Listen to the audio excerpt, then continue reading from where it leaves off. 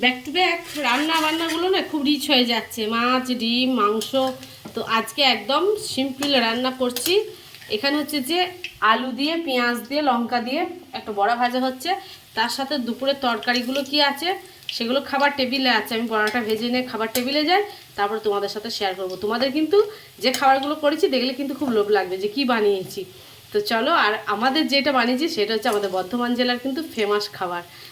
বুঝতে পেরে গেছো নিশ্চয়ই, এতক্ষণ যখন বললাম যে বর্ধমান জেলার ফেমাস খাবার, নিশ্চয়ই বুঝতে পেরে গেছো কী কী আছে। তো চলো খাবার টেবিলে, সেখানে গিয়ে দেখা হচ্ছে। বড়াগুলো আমি ভেজে নিই একটু লাল লাল করে। তো খাবার টেবিলে খাবারগুলো নিয়ে চলে এসেছি। তো কী রান্না করেছি এখানে দেখো।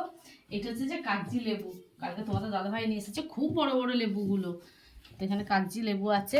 আর এটা ফেমাস নয় বলো, লাইটটা দেয়। এটা হচ্ছে কলাইয়ের ডাল,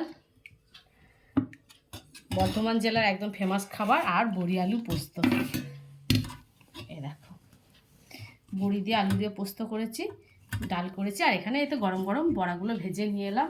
তো এখন বাবাকে খেতে দেবো। একটু দূরে যা, সোনাই কাজ শিখিয়ে উঠতে পারলাম না। তো তোমাদের এই খাবারটা কেমন লাগে অবশ্যই কমেন্টে জানাবে।